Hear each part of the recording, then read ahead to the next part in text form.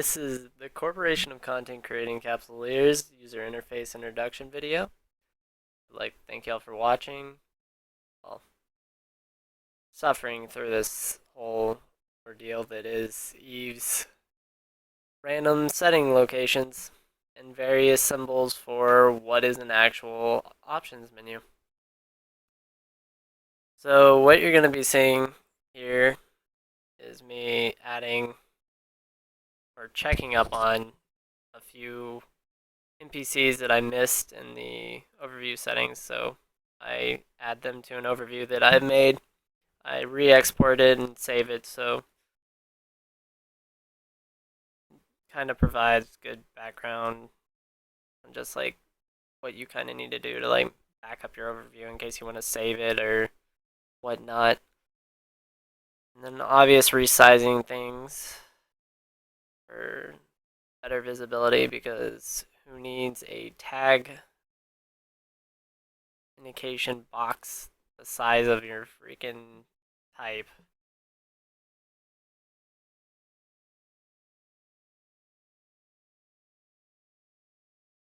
And I guess that'll be like the new opportunities box. I haven't really done a lot of that, but people tell me that it's decent for at least learning somewhat what you need to do in game. But one of the more important things would be setting up your user interface, and there's really nothing in the game that actually tells you how to do that.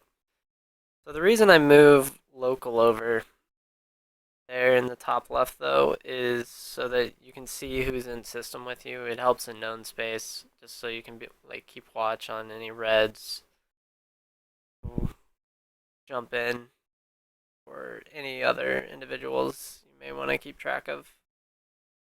So I do suggest going into your shortcuts and at least changing all the combat options so easier to reach controls with your left hand, because I do not think anyone can reach F8 through F5 while still maintaining the WASD position of their hand to do movement shortcuts.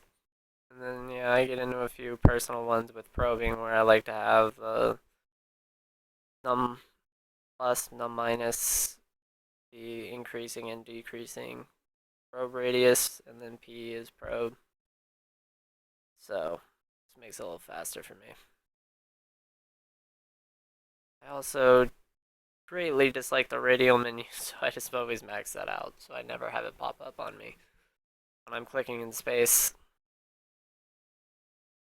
Because there's enough going on, like user interface wise, on my screen, as y'all will be able to see.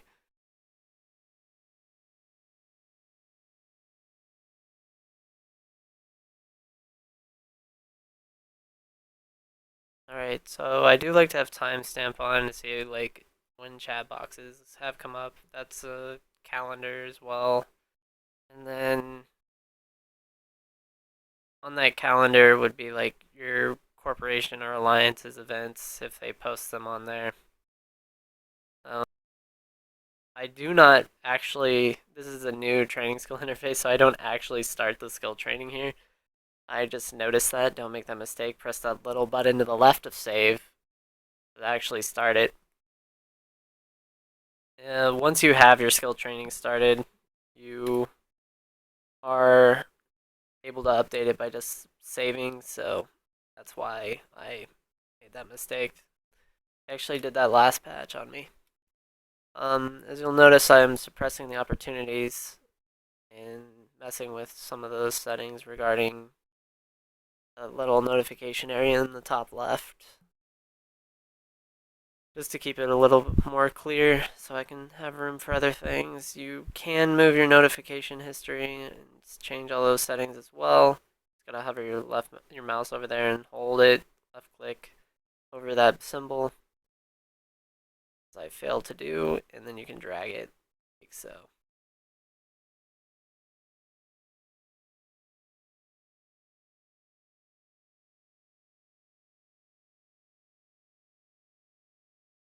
And here is the new map, the beta version. I believe it's probably going to be something final to replace the old F10 map. If you do press F10, you will load up the old map, assuming you haven't changed that hotkey. So I just flatten it there, and now I'm going to show y'all how to like look through the just different indications of where players are. So like the redder, the higher heat in areas, the more people or more things are going on regarding that category you've chosen. And obviously black is empty. So yeah.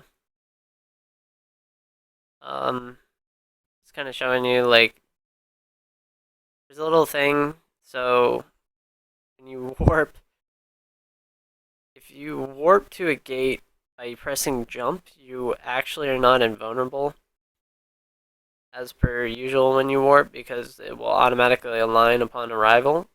Whereas if you warp to a gate at 0 or at like 500, which you should set, you're going to have your 10 seconds of warp invulnerability, which is normal. And then you can automatically jump on like through your invulnerability time by pressing jump rather than being targetable and scannable. So it is safer to warp than jump than it just to jump. Here you're gonna look at some of the market settings, obviously. Key things would be removing null and low sec from purchase orders because those are usually traps for new players. Also in the little menu setting that I skipped over talking about because I was talking about the warp, the top left next to the drop down menus is where you have show available, and you'll need to use that so that you can see all the items in Eve and know that there are more to the game than what's available to you order wise. So there I'm just, if you right click on those symbols, you're able to set your defaults for various actions. So a lot of the time in fleets, your FC will want you to have certain ranges for different ships because you have various engagement ranges that you need to be at. So there's a lot of different things you need to know about that. So here I'm going to go over the fleet and kind of how to use the interface after I grab the mission, of course. But so when you see that fleet menu, what you're going to want to do is right click on your squad mates or just priority members of the fleet and go to add to watch list, and you'll have a watch list appear there. So when you're in space, you'll be able to see them and their health bars. After you do that, you're going to want to switch over to history. Make sure you're in the broadcast history drop down menu, and then you'll be able to broadcast if you need armor, capacitor, shields, along with being able to see your FC's broadcast targets. So a broadcast target is just, oh, and sorry, everything in there, like all broadcasts are targetable. You do have to be at range, so you're not going to be able to see the range through that menu in the history. But your FC should be broadcasting targets within your targeting range and engagement ranges, so those should be targetable as that example of me doing that shows.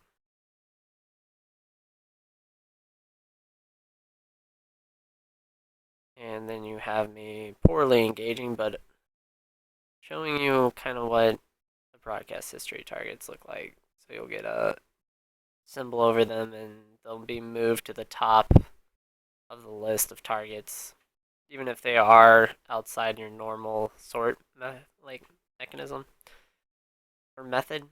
So they could be further away, but your FC broadcasts them, so they'll move to the top. The setting for that is actually under miscellaneous, where I imported and exported the original overview settings that I loaded in the beginning. but I didn't really go over that because it's by default on.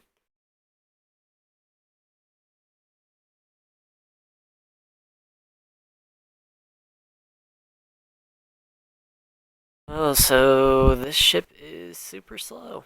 I'm going to have to buy an afterburner later.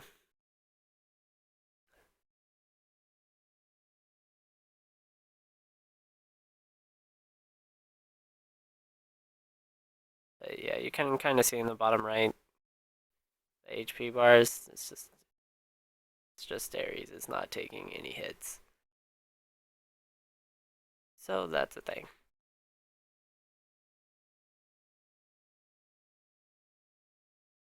So regarding the HUD, you should always have your readout displayed, preferably as a percentage. You can also move it to the top for some reason, because by no means do you need to configure your user interface like mine.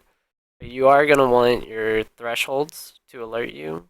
So if you have 40% armor when an alert goes off, you're basically dead anyway. It's too late.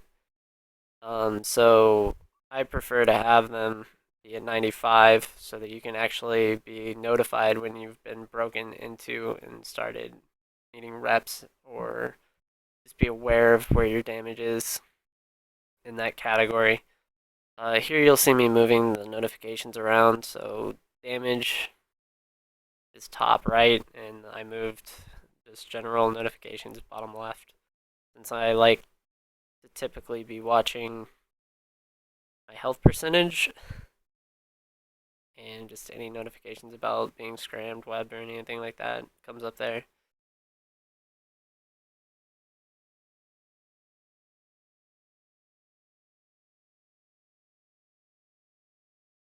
So yeah, you can change your mission share options in a fleet.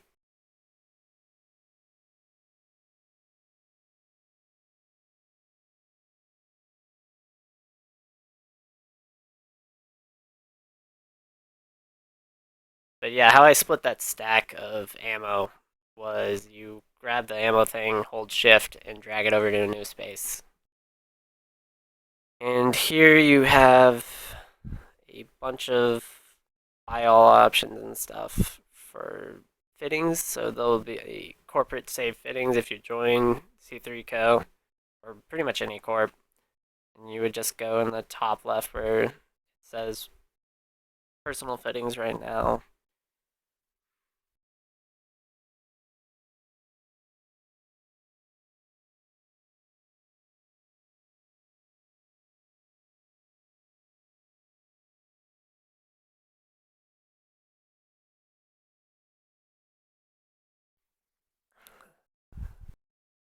As you can see, right above where that imported hound was, I'll load it up here shortly. I skipped through all that. See, there's nothing because I'm in a generic starter corp, but it's there. You can do some cool stuff with that, like obviously just buy all is a cool feature they added, and then the market shortcuts for it is also nifty. And then here you have me adding highlights for words. So if someone says the word that you write in there in the same series of string of characters, it'll highlight it, I guess, green. I don't know if you can change that, but it's green in my case.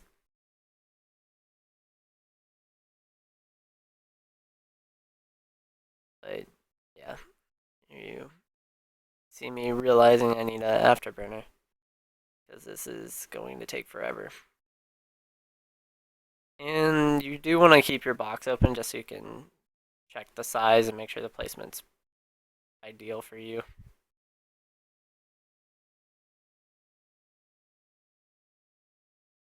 Alright, here I'm going to show you an example of how you make a bookmark in flight. So what I did is I pressed Control B to open up the new location setting, and then I save a spot mid-flight or mid-warp between two different physical grids. And we'll create a new grid spot when I land in that new bookmark location. As you'll see on the map, I zoom in, there is a bookmark now away from anything. However, that is obviously an unsafe location as it is directly between two celestials. Your best safes are out of line with any celestials in 14.4 or 5 AU away from any other object in space. That way you're outside of D-scan range and also outside of any inline spaces. And if it's preferable to be 14 AU even away from inline locations. So here you're going to see me setting a bunch of different buy orders and, or not a bunch, but just this buy order and a sell order. So what I do here is I just place a buy order for Afterburners. 1 cent more than the dude on the market, just to annoy him. Also because that's the way to make the most profit off of them. But as you can see, I just put it up for 3 months because you've already spent the commission. Might as well have the longest duration and just modify the order for a 100 disk fee. So to sell things, you can retype in a price. As you'll notice, I'll get an error message because I don't have the duration set, so I can actually place a long length order. All you have to do is change that little duration thing in the bottom left, little drop down menu, and you now can have a sell order out and not be subject to the massive rip-offs that are buy orders. So that's how you do that, and I just set a clone. All you do is set your home station, and that sets your respawn point, which is going to be very necessary because at this point I'm very bored in this video.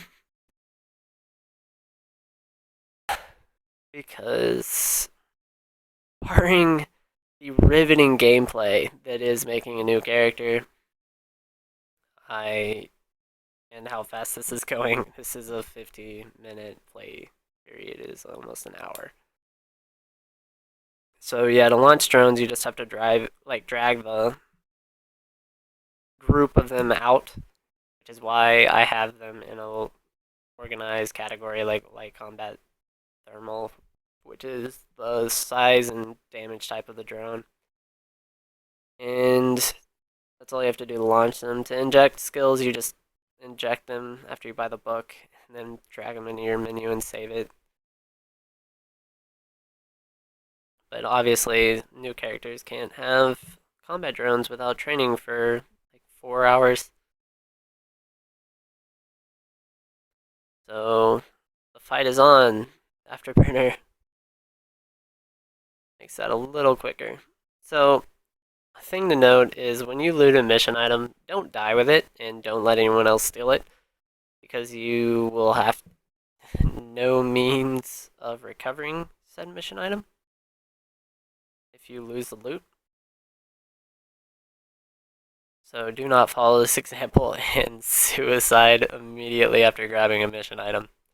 So basically I would delete this character just because I lowered my security status in the first few seconds. Anyway, so that's the D-scan. Kind of cone. Interesting that it showed up as a flat circle there. Anyway, so you can change the angle, make it the actual cone, because if you pull it 360 degrees is obviously a full circle, while you can shrink the radius and make it a cone, or like a flat inverted cone. Well, I don't know. With a wider range, but it is, the degrees are based off of where your screen's pointing now, not your ship, so they improve that quite a bit. You can also change the range of the cone itself, so you can make it shorter or longer. And what I'm going to be doing is actually finding a ship, so if you do load in and import the overview settings from the corporation's recommended overview settings, you will be able to have a D-scan filter, which limits what's on there, so you can only see the most important things. So like here I'm going to be scanning out this venture. There's that guy. I don't want to mess with that guy. He's not as fun.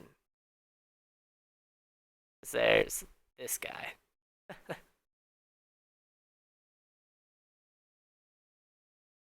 This guy looks like a lot more fun to have, like, play around with. Anyway, rookie ship versus mining drone. This is real speed, even though it looks slow. Actually, it might be like 75%. I might have slow moded here. I don't really remember what I was doing. This is the riveting gameplay of Eve. But yeah, don't forget to disable your safety for all you devious types like myself. And have at it. Like, don't be scared to get concorded. Like, try while you're using cheap ships to get used to the game. Do what you want to do and have fun. That's my 2 cents. And the reason I set my clone is because I'm about to get a fast travel, free teleport back home in 2 minutes, but I'll speed that up for y'all. Thanks for watching. I hope to keep polishing our pods together, guys. Take care.